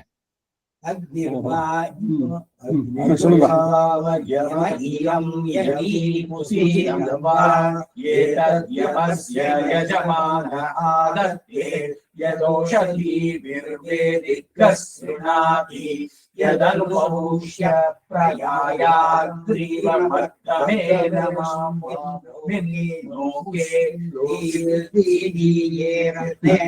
ಯತ್ಕುಸೀದಮಪ್ರತೀಕಂ ಮೈತ್ಯುಪೌಷತಿ ಹೈರಸನ್ ಯಮಂ ಕುಸೀದಂ ನಿರಬಲಾಯ ನೃಣಸ್ಸುವರ್ಗಂ ಲೋಕಮೇತಿ ಯದಿ ವಿಶ್ವಮಿವ ಚರೇದಂಜಲಿನಾ ಸತ್ತೂಂ ಪ್ರದಾವ್ಯೇ ಯೂಯಾದೇಶವ ಅಗ್ನಿರ್ವೈಶ್ವಾನರೋ ಯತಿ ಪ್ರದಾವ್ಯಃ ಸವೇವೈನಕಸ್ವದಯತ್ಯನ್ನಾಂ ನಿಧಾನ್ಯಾಮೇಕಾಷ್ಟಕಾಯಾಮಪುಪಂ ಚತುಶ್ಶರಾವಂ ಪಟ್ವಾ ಪ್ರಾತರೇತೇನ ತಕ್ಷಮುಪೌಷೇ ಯದ್ಯತಿ ಪುಣ್ಯಸಮಂ ಭವತಿ ಯದಿ ನ ದಹತಿ ಪಾಪಸಮಮೇತೇನ ಸ್ಮವಾ ಋಷಯಃ ಪುರಾ ವಿಜ್ಞಾನೇನ ದೀರ್ಘಸತ್ರಮುಪಯಂತಿ ಯೋ ವಾ ಉಪಶ್ರೋತಾರಮನುಖ್ಯಾತಾರಂ ವಿದ್ವಾನ್ ಯಜತೆ ಸಮಮುಷ್ಮಿನ್ ಲೋಕ ಇಷ್ಟಾಪೂರ್ತೇನ ಗಚ್ಚತೆ ವೇರ್ವಾ ಉಪದ್ರಷ್ಟಾ ವಾಯುರುಪಶ್ರೋತಾ ಇತ್ಯೋ ಖ್ಯಾತಾತಾನ್ ಯಯ ಏವಂ ವಿದ್ವಾನ್ ಯಜತೆ ಸಮಮುಷ್ಮಿನ್ ಲೋಕ ಇಷ್ಟಾಪೂರ್ತೇನ ಗಚ್ಚತೆ ಯಂ ನೋ ನಭಸಾ ಪುನರಿತ್ಯಾಗ್ನಿರ್ವೈ ನಭಸಾ ಪುರೋಗ್ನಿರೇವ ತದಾ ಐತನ್ನೇ ಗೋಪಾಯೇತಿ ಸತ್ವಂ ನೋ ನಭಸಸ್ಪತ ಇತ್ಯಾಹ ವಾಯುರ್ವೈ ನಭಸಸ್ಪತಿರ್ವಾಯುರೇವ ತದಾ ಐತನ್ನೇ ಗೋಪಾಯೇತಿ ದೇವಸರ್ಗಸ್ಥಾನೇತ್ಯಾಸೌ ಆದಿತ್ಯೋ ದೇವಸರ್ಗಸ್ಪಾನ ಆದಿತ್ಯವೇವ ತದಾ ಹೈತನನ್ನೇ ಗೋಪಾಯೇತಿ. ಈ ದಹತಿ ಅಂತ ಬಂತಲ್ಲ ಅಲ್ಲಿ, ಉಪೋಷ್ಯ ದಹತಿ. ಆ ದಹತಿ ಅನ್ನೋ ಪದ ಏನು? ಅಗ್ನಿನಲ್ಲಿ ನೀವು ಹೋಮವನ್ನು ಮಾಡಿದಾಗ ಅದು ಪೂರ್ಣವಾಗಿ ಪಚನವಾಗಬೇಕು. ಯಾಕೆ ಇದನ್ನ ಹೇಳ್ತಾ ಇದ್ದೀನಿ ಅಂದ್ರೆ, ಯಾವ್ದೋ ನೋಡಿದೆ ನಾನು ಎಲ್ಲೋ ಕೂತಿದ್ದಾಗ, ಇದರಲ್ಲಿ ಏನದು TTD ಇದ್ರಲ್ಲಿ ಬಂದಿದ್ದು ಅಥವಾ ಇನ್ನೊಂದು ಶಂಕರ ಅದರಿಂದ ಬಂದಿದ್ದಾಗ ಒಂದು 21 ಟ್ರೇಗಳಲ್ಲಿ ಬಂತು ಹಣ್ಣುಗಳು. ಬಾಳೆಹಣ್ಣು ಚಿಪ್ಪು ಪೂರ್ಣ, ಮತ್ತೆ ಸೇಬು ಒಂದು ಸೆಟ್ ಪೂರ, ಮೂಸಂಬಿ, ಆಮೇಲೆ ದ್ರಾಕ್ಷಿ, ಆಮೇಲೆ ಡ್ರೈ ಫ್ರೂಟ್ಸ್ಗಳು, ಆಮೇಲೆ ಎಲ್ಲ ದೊಡ್ಡದಾಗಿ ಹೋಮಕುಂಡ ಮಾಡಿದ್ದಾರೆ. ತೆಗೆದು ಕುಕ್ಕಿಯ ಸಮೇತ ಹಾಕ್ತಾ ಇದ್ದಾರೆ.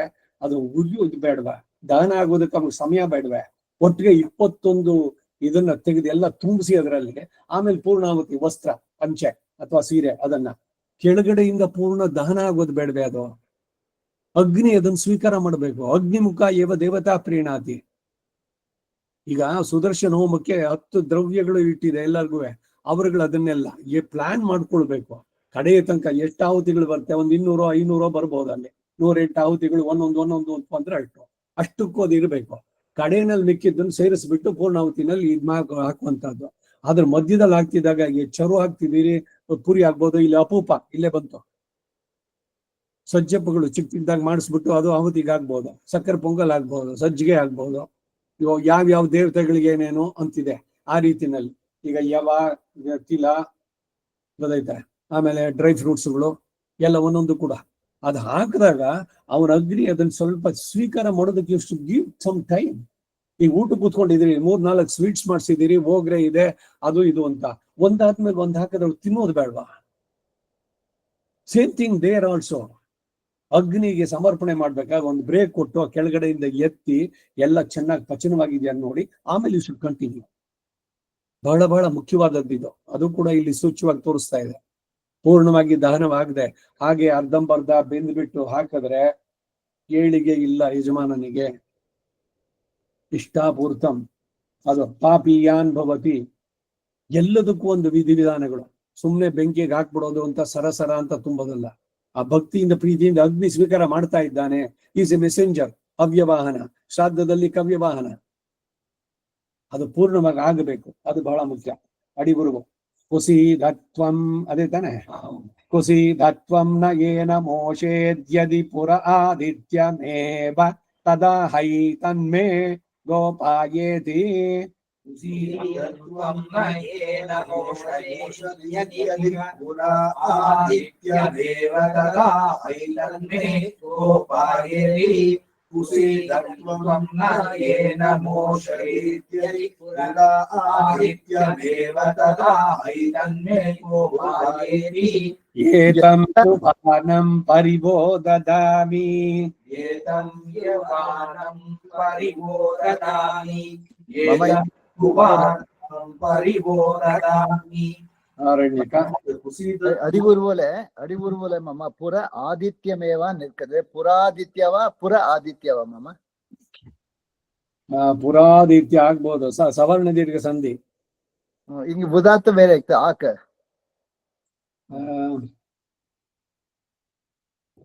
ಒಂದು ನಿಮಿಷ ಪಾಕ್ರೆ ವಾಂಗಚ್ಚಿದ್ದೆ ಎಂದೆಡ್ತ ನೀಡದೆ ಇದಂ ತ್ವಂ ನ ಮೋಷದೇದ್ಯದಿ ಪುರ ಆದಿತ್ಯಮೇವ.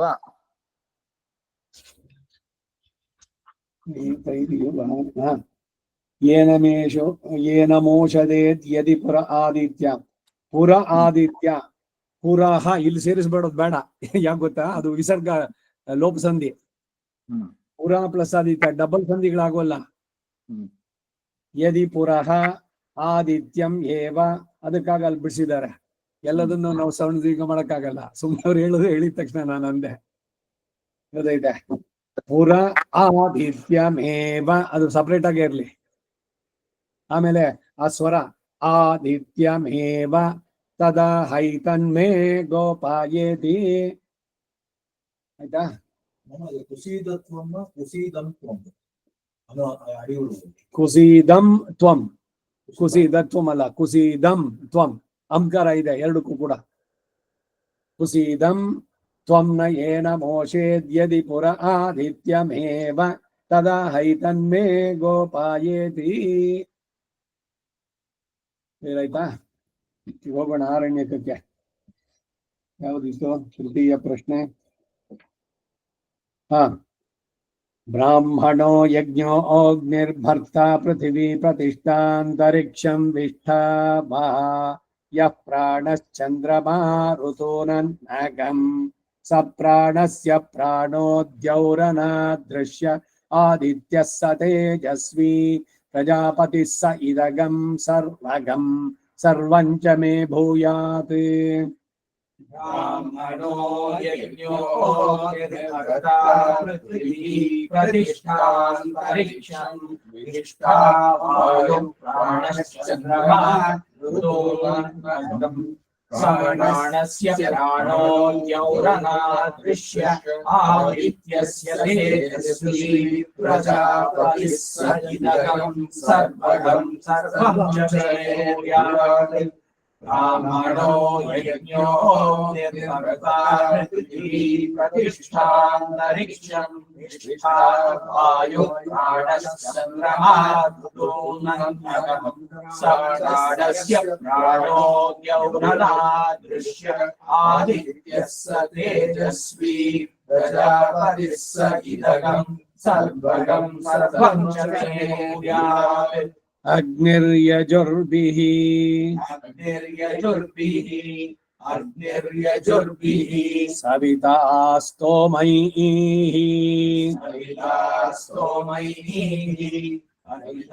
स्तोमैः इन्द्र उक्था मदैः इन्द्ररूप्तामदैः मित्रा वरुणा भाषिषा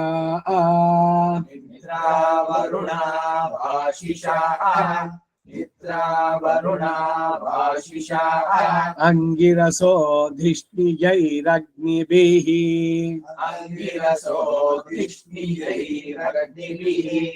अंगिरसो धिष्णियैरग्निभिः मरुतः सदोहविर्धानाभ्याम्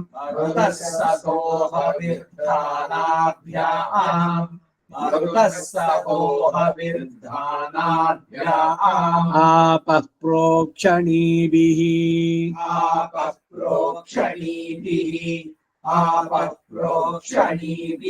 ओषधयो बर्हिषा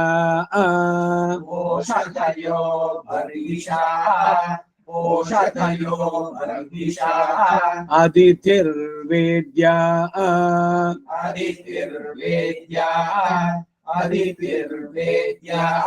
सोमो दीक्षया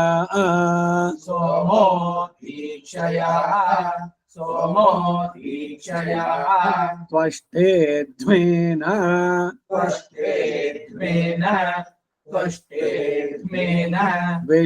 विष्णुर्यज्ञेन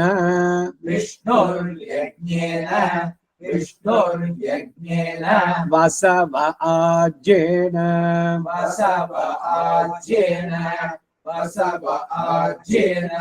आदित्या दक्षिणाभिः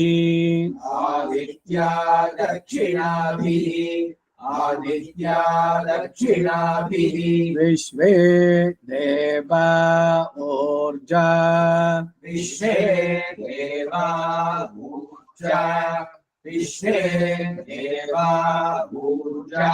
ओषा स्वगाकारेण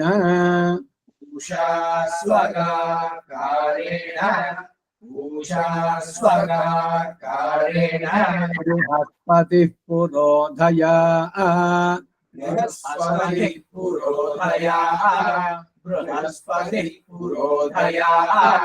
ಏನು ಏನೋ ಜಗದೀಶ್ ಏನೋ ಹೇಳೋದು ಓದ್ಯಾ? ಅದು ಬ್ರಾಹ್ಮಣೋ ಯಜ್ಞೋಗೆ ಬರ್ತಾ ಹೇಳ್ದಲ್ಲ, ಅದು ಅಡಿಯೂರು ಹಿಂದಿಂದಕ್ಕೆ. ಹೌದೌದು, ಫಸ್ಟೇನೆ ಅದು ಆ ಅಡಿಗುರುನಲ್ಲಿ ಅಲ್ಲಿ ನಿಲ್ಸಿತ್ತು, ಅದಕ್ಕಾಗಿ ಫಸ್ಟ್ ಮಾಡಿದ್ದು ಅಷ್ಟೇ. ಸರಿ. ಅಗ್ನಿರ್ಯಜುರ್ಭಿಯಿಂದಾನೇ ಮುಂದಕ್ಕೆ ಶುರು ಹನುಮಾಕ, ಅಲ್ಲಿ ಸರ್ವಂಚಮೆ ಭೂಯಾತ್ ಆದ್ಮೇಲೆ ಏನಾಯ್ತು ಇವಾಗ? ಬೃಹಸ್ಪತಿ ಪುರೋದಯ. ಪ್ರಜಾಪತಿರ್ವುದ್ಗೀಥೇನ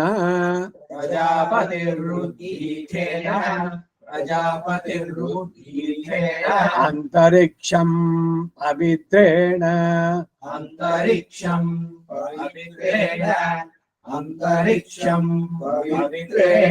ವಾಯುಃ ಪಾತ್ರೈಃ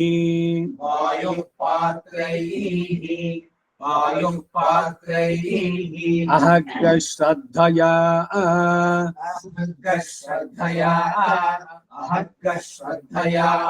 ದೀಕ್ಷಯಾ ಪಾತ್ರೈರೇಕಂಚ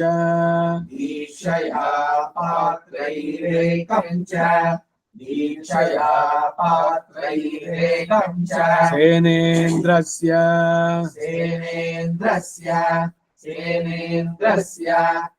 धेना बृहस्पते धेना बृहस्पतेः धेना बृहस्पतेः मध्यापोष्णः मध्यापूष्णः मध्यापूष्णः वाग्वायोः वाग्वायोः वाग्वायोः दीक्षा सोमस्य दीक्षा सोमस्य दीक्षा सोमस्य पृथिव्यग्नेः पृथिव्यग्नेः पृथिव्यग्नेः वसूनां गायत्री वसूनां गायत्री वसूनां गायत्री रुद्राणां त्रिष्टुगे रुद्राणां त्रिष्टुक् रुद्राणां त्रिष्टुक् गायतां त्रायते इति गायत्री ಗಾಯತ್ರಿ ಅಲ್ಲ ಗಾಯತ್ರಿ ಗೊತ್ತಾಯ್ತಾ ಎಲ್ಲೇ ಗಾಯತ್ರಿ ಮಂತ್ರ ಹೇಳ್ಬೇಕಾದ್ರೆ ಗಾಯತ್ರಿ ಹೇಳ್ಬೇಡಿ ಗಾಯತ್ರಿ ಯಕಾರ ಏನದ್ರ ಅರ್ಥ ಅಂದ್ರೆ ಗಾಯತಾಂ ತ್ರಾಯತೆ ಯಾರು ಇದನ್ನ ಗಾನ ಹೇಳ್ತಾರೋ ಸ್ವರಸಹಿತವಾಗಿ ಅವರನ್ನ ಅದು ರಕ್ಷಿಸುತ್ತೆ ತ್ರಾಯತೆ ಅದಕ್ಕೆ ಗಾಯತ್ರಿ रुद्राणां त्रिष्टुके रुद्राणां त्रिष्टुक् रुद्राणां त्रिष्टुक् आदित्यानां जगति आदित्यानां जगति आदित्यानां जगति विष्णोरनुष्टुके विष्णोरनुष्टुक् विष्णोरनुष्टुक् वरुणस्य विराट् वरुणस्य विराट् वरुणस्य विराट् यज्ञस्य पङ्क्तिः यज्ञस्य पङ्क्तिः यज्ञस्य पङ्क्तिः प्रजापतेरनुमतिः प्रजापतेरनुमतिः प्रजापतेरनुमतिः मित्रस्य श्रद्धा मित्रस्य श्रद्धा मित्रस्य श्रद्धा सवितुः प्रसूतिः सवितुः प्रसूतिः सवितुः प्रसूतिः सूर्यस्य मरीचिः सूर्यस्य मरीचिः सूर्यस्य मरीचिः चन्द्रमसो रोहिणी चन्द्रमसो रोहिणी चन्द्रमसो रोहिणी ऋषीणामरुन्धती ऋषीणामरुन्धती ऋषीणामरुन्धती पर्जन्यस्य विद्युत् पर्जन्यस्य विद्युत् पर्जन्यस्य विद्युत् चतस्रो दिशः चतस्रो दिशः चतस्रो दिशः चतस्रो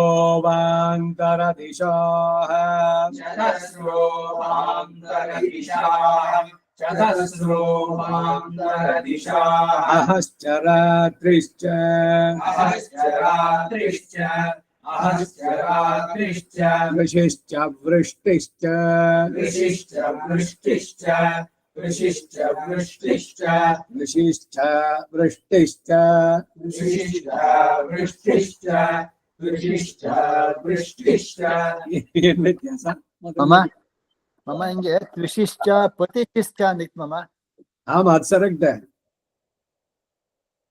ಅಪಚಿತಿಶ್ಚ ಅದ್ ಸರಿ ಇಲ್ಲಿ ಕೃಷಿಶ್ಚ ವೃಷ್ಟಿಶ್ಚ ಆ ಕೃಷಿಶ್ಚ ಅನುದಾತ ಕೇಳಿಸಿಲ್ಲ ಫಸ್ಟ್ ಹೇಳಿದಾಗ ಅದಕ್ಕೆ ತ್ವಿಷಿಶ್ಚ ಅಪಚಿತಿಶ್ಚ ऋषिश्च परिचिश्च ऋषिश्च पतिश्च आपश्चौषधयश्च आवश्चौषधयश्च आवश्चौषधयश्च ऊर्च संवृता च देवानां पत्न्यः ऊर्च सुमृताय देवानां पत्न्यः ऊर्च सुमृता च देवानां पत्न्यः ದೇವಪತ್ನಿ ಸ್ತೋತ್ರಗಳು ಅಂತ ಹೆಸರು ದೇವಪತ್ನಿ ಮಂತ್ರಗಳು ಅಂತ ಇದಕ್ಕೆ ಹೆಸರು ಅನುಷ್ಟಗ್ದಿಶ್ಚ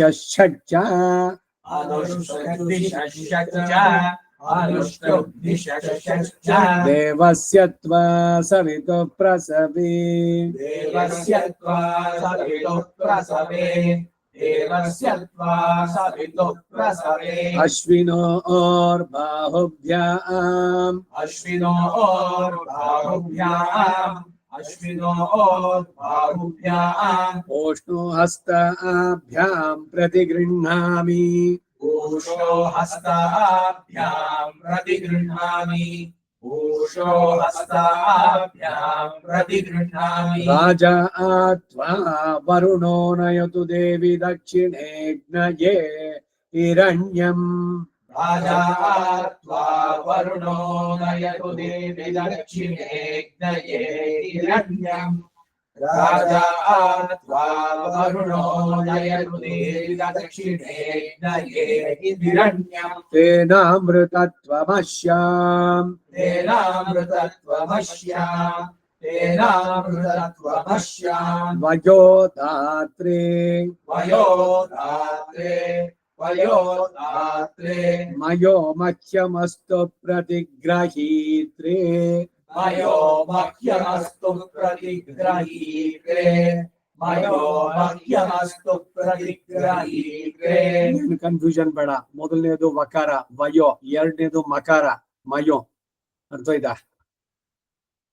ಕ ಇದಂ ಕಸ್ಮಾ ಅದಾತ್ ಕರಿದಂ ಕಸ್ಮಾ ಅದಾತ್ ಕರಿದಂ ಕಸ್ಮಾ ಅದಾತ್ ಕಾಮ ಕಾಮಾಯ ಕಾಮಃ ಕಾಮಾಯ ಕಾಮಃ ಕಾಮಾಯ ಕಾಮೋದಾತ ಕಾಮೋದಾತ ಕಾಮೋದಾತ ಕಾಮ ಪ್ರತಿಗ್ರಹೀತ ಕಾಮಃ ಪ್ರತಿಗ್ರಹೀತ ಕಾಮಃ ಪ್ರತಿಗ್ರಹೀತ ಕಾಮಗಂ ಸಮುದ್ರಮಾವಿಶ ಕಾಮಗಂ ಸಮುದ್ರಮಾವಿಶ ಕಾಮಗಂ ಸಮುದ್ರಮಾವಿಶ ಕಾಮೇನ ತ್ವಾ ಪ್ರತಿಗೃಹ್ಣಾಮಿ ಕಾಮೇನ ತ್ವಾ ಪ್ರತಿಗೃಹ್ಣಾಮಿ ಕಾಮೇನ ತ್ವಾ ಪ್ರತಿಗೃಹ್ಣಾಮಿ ಕಾಮೈತತ್ತೇ ಕಾಮೈತತ್ತೇ ಕಾಮೈತತ್ತೇ ಏಷಾ ತೇ ಕಾಮದಕ್ಷಿಣ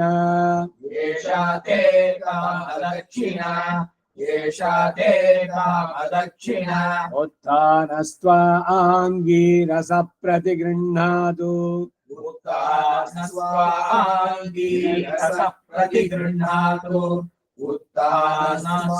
उत्तानस्वाङ्गीरस प्रतिगृह्णातु सोमाय वासः सोमाय वासः सोमाय वासः रुद्रायगाम् रुद्रायगाम् रुद्रायगाम् वरुणायाश्वम् वरुणायाश्वम् वरुणायाश्वम् प्रजापतये पुरुषम् प्रजापतये पुरुषम् प्रजापतये पुरुषम् मनवे कल्पम् मनवे तल्पम् मनवे तल्पम् त्वष्ट्वेजाम् त्वष्ट्रेजाम् त्वष्ट्रेजाम् ओष्णेविम् उष्णेविम् उष्णेविम् निर्वृत्य अश्वतरगर्दभौ निर्वृत्य अश्वतरगर्दभौ निर्वृत्य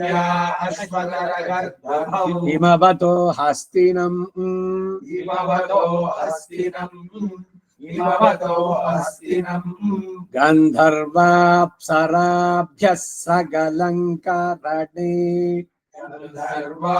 गन्धर्वाप्सराभ्यस्य सकलङ्करणे गन्धर्वाप्सराभ्यस्य सकलङ्करणे विश्वेभ्यो देवेभ्यो धान्यम् विश्वेभ्यो देवेभ्यो धान्यम् विश्वेभ्यो देवेभ्यो धान्यम् वाचेन्नम् आचेन्नम् आचेन्नम् ब्रह्मणवोदनम् ब्रह्मणवोदनम् ब्रह्मणवोदनम् समुद्रायापः समुद्रायापः समुद्रायापः उत्थानाय आङ्गीरसायानः उत्थानाय आङ्गीरसायानः उत्थानाय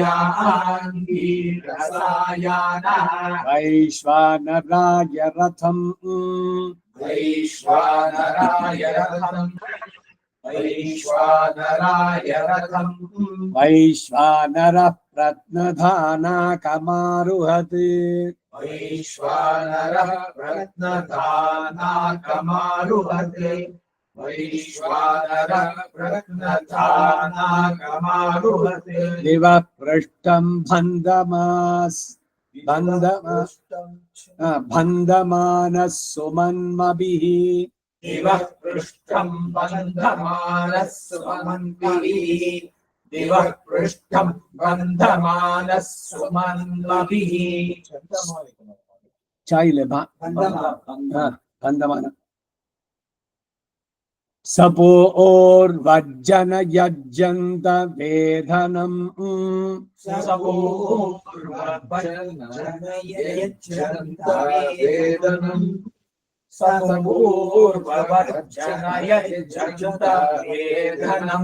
कदा पढ़िसिद्रे सपूर्ववते जनयते जंत वेदनम् सपोर्वज्जन पूर्ववते पूर्ववज्जन यज्जन्त वेदनम् सपूर्ववज्जन यज्जन्त वेदनम् सपूर्ववज्जन यज्जन्त वेदनम् समानमज्मा परियाति जागृभिः समानमज्मा परियाति जागृभिः समानमज्मा परियाति जागृभिः राजा आत्वा वरुणो नयतु देवी दक्षिणे वैश्वानराय रथम् राजा आत्वा वरुणो नयतु देवी दक्षिणे वैश्वानराय रथम् राजा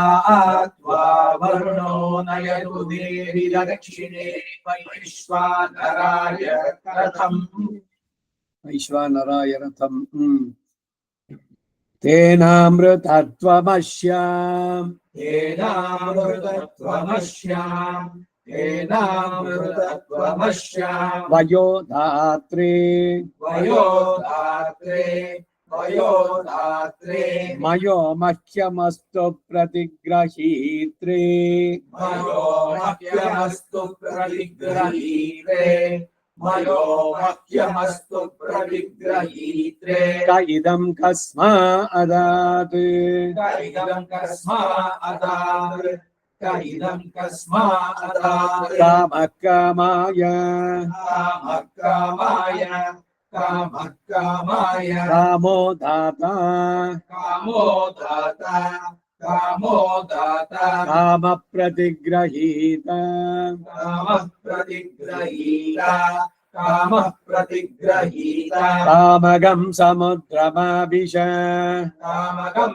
समुद्रमाविश कामगं समुद्रमाविश कामेन त्वा प्रतिगृह्णामि कामेन त्वा प्रतिगृह्णामि कामेन त्वा प्रतिगृह्णामि कामैतत्ते कामैतत्ते कामैतत्ते एषा ते कामदक्षिणा एषा ते कामदक्षिणा एषा ते कामदक्षिणा उत्तानस्त्वाङ्गीरस प्रतिगृह्णातु उत्तानस्त्वाङ्गीरस प्रतिगृह्णातु उत्तानस्त्वाङ्गीरस प्रतिगृह्णातु दाता पुरुषमाप प्रतिगृहीत्रे न वच दाता पुरुषमाप प्रतिगृहीत्रे न वच दाता पुरुषमाप प्रतिगृहीत्रे न वच सुवर्णं घर्मं परिवेदवेनम् सुवर्णं धर्मं परिवेदवेयम् सुवर्णं धर्मं परिवेदवेयम् ವಿಶ್ವಕರ್ಮ ಸೂಕ್ತ ಅಂತ ಹೆಸರು ಇದಕ್ಕೆ. ಮುಂದಿನ ನಿರ್ವಾಹಕ ಇದೆಯಲ್ಲ ಅದು ಅಂತರ್ಯಾಮಿ ಬ್ರಾಹ್ಮಣ, ಎಲ್ಲದರಲ್ಲೂ ಅವನಿದ್ದಾನೆ ಅಂತ ತಿಳಿಸುವಂತ. ನಮೋ ಬ್ರಹ್ಮಣೇ ಧಾರಣಂ ಮೇ ಅಸ್ತ್ವ ನಿರಾಕರಣ ಹರಯಿತಾ ಭೂಯಾಸಂ ಕರ್ಣಯೋ ಶ್ರುತಂ ನಾಚ್ಯೋಡ್ಭಂ ಮಮಾಮುಷ್ಯವೋ.